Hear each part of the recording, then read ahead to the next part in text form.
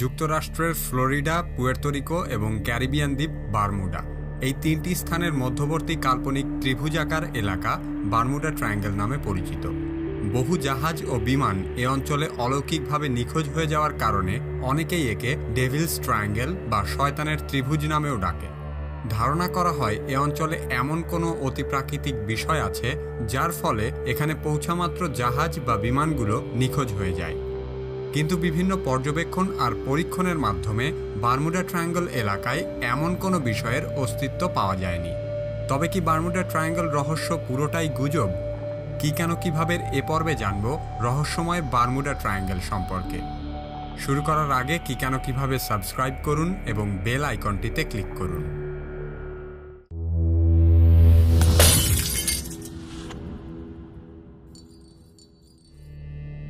Bermuda triangle এলাকায় ঘটা অলৌকিক ঘটনা সম্পর্কে প্রথম বর্ণনা পাওয়া যায় নাবিক ক্রিস্টোফার কলম্বাসের কাছ থেকে। এরপর বিংশ শতাব্দীর মাঝামাঝি বেশ কিছু পত্রপত্রিকা, ম্যাগাজিন ও বইয়ে প্রকাশিত গল্পের মাধ্যমে এ রহস্য নতুন করে সামনে উঠে আসে। বারমুডা ট্রায়াঙ্গেলকে ঘিরে যেসব রহস্য প্রচলিত আছে তার মধ্যে উল্লেখযোগ্য হল বারমুডা ট্রায়াঙ্গেলে প্রায় বড় বড় জাহাজ দুর্ঘটনার কবলে পড়ে নিশ্চিহ্ন হয়ে যায়। এ জায়গার উপর দিয়ে কোনো বিমান উড়ে গেলে তার আর কোনো খোঁজ খবর পাওয়া যায় না। এছাড়া বারমুডা ট্রায়াঙ্গেল এলাকায় কম্পাসের কাঁটা এলোমেলো দিক নির্দেশনা দেয়। 1964 থেকে 1974 সালের মধ্যে লেখা বেশ কিছু বইতে বারমুডা ট্রায়াঙ্গেলে ঘটা নানা অলৌকিক ঘটনার বর্ণনা পাওয়া যায়। সেসব বইতে অলৌকিক ঘটনা ঘটার পেছনে বেশ কিছু কারণও উল্লেখ করা হয়।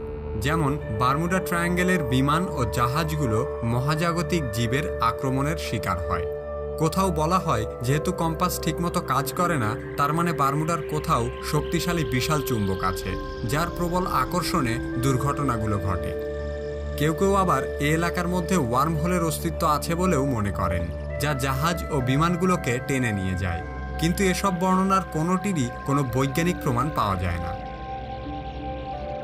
1975 সালে ল্যারি কুশ নামের এক গবেষক কয়েক বছরের সংবাদপত্র ঘেঁটে এবং বারমুডা ট্রায়াঙ্গেলের সব দুর্ঘটনার খবর অনুসন্ধান করে the Bermuda triangle mystery solved নামের একটি বই লেখেন।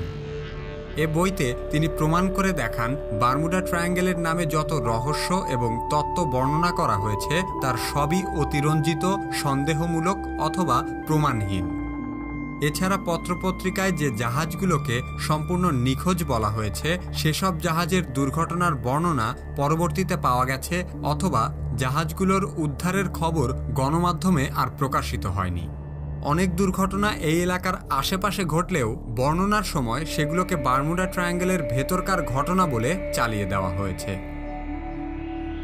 বারমুডা ট্রায়াঙ্গল আটলান্টিক মহাসাগরে বিষুবরেখার কাছাকাছি অঞ্চলে অবস্থিত হওয়ার কারণে ভৌগোলিকভাবেই এখানে নিয়মিত শক্তিশালী ঘূর্ণিঝড় সৃষ্টি হয়। এসব ঝড়ের সাথে দুর্ঘটনার সংখ্যার তুলনা করলে সেটা যথেষ্ট বাস্তবসম্মত বলেই মনে হবে। এছাড়া কম্পাসের ভুল দিক নির্দেশের ব্যাপারটি হল পৃথিবীর ভৌগোলিক মেরু এবং চৌম্বকীয় মেরুর পার্থক্য থাকার কারণে বিভিন্ন স্থানেই কম্পাসের বিক্ষেপের ভিন্নতা দেখা যায়। বারমুডা ট্রায়াঙ্গল অঞ্চলে অবস্থানকালেও ভৌগোলিক এবং চৌম্বকীয় মেরুর অসামঞ্জস্যতার কারণে কম্পাস সঠিক দিক নির্দেশ করতে পারে না। বারমুডা ট্রায়াঙ্গেলের রহস্যময়তার সুযোগে কিছু কিছু কোম্পানি তাদের পুরনো জাহাজ বা বিমানগুলোকে ইচ্ছাকৃতভাবে ডুবিয়ে দিয়ে বিমা কোম্পানিগুলোর কাছ থেকে বিমার টাকা আদায় করেছে বলেও অভিযোগ রয়েছে। বারমুডা ট্রায়াঙ্গেলের উপর লিখিত বইয়ের লেখক ও টেলিভিশন অনুষ্ঠানের প্রযোজকরা ইচ্ছাকৃতভাবে বারমুডা ট্রায়াঙ্গেল নিয়ে নানা বানোয়াট রহস্য তৈরি করেছে, কারণ ওই মিথ্যে রহস্যের উপর বই লিখে বা টিভিতে বিশেষ অনুষ্ঠান প্রচার করে তারা সহজেই প্রচুর অর্থ কামিয়েছে। বারমুডা ট্রায়াঙ্গেল এলাকাটি অত্যন্ত ব্যস্ত নৌপথ। সে হিসেবে এ অঞ্চলে যে পরিমাণ জাহাজ ও বিমান নিখোঁজ হওয়ার কথা বলা হয় তার পরিমাণ বিশ্বের অন্যান্য সমুদ্রের তুলনায় খুব বেশি নয়। অতীতেও এ অঞ্চল দিয়ে বহু বাণিজ্য জাহাজ যাতায়াত করার কারণে এখানে প্রচুর জলদস্যুর আনাগোনা ছিল। জলদস্যুরা বাণিজ্য জাহাজে লুটপাট করে সেগুলোকে ডুবিয়ে দিত, ফলে অনেকেই মনে করত জাহাজগুলো অলৌকিকভাবে হারিয়ে গিয়েছে। একবিংশ শতাব্দীতে আধুনিক জলদস্যুতার সবচেয়ে ভয়ঙ্কর রূপ দেখা যায় আফ্রিকার সোমালিয়া উপকূলে। সোমালিয়ার কুখ্যাত জলদস্যুরা কিভাবে ইঞ্জিন চালিত ছোট নৌকা ব্যবহার করে বড় বড় বাণিজ্য জাহাজ ছিনতাই করে তা জানতে আমাদের এই ভিডিওটি দেখুন। কিভাবে চ্যানেলে আপনি নতুন হলে এই চ্যানেলের অন্যান্য ভিডিওগুলোও দেখতে থাকুন।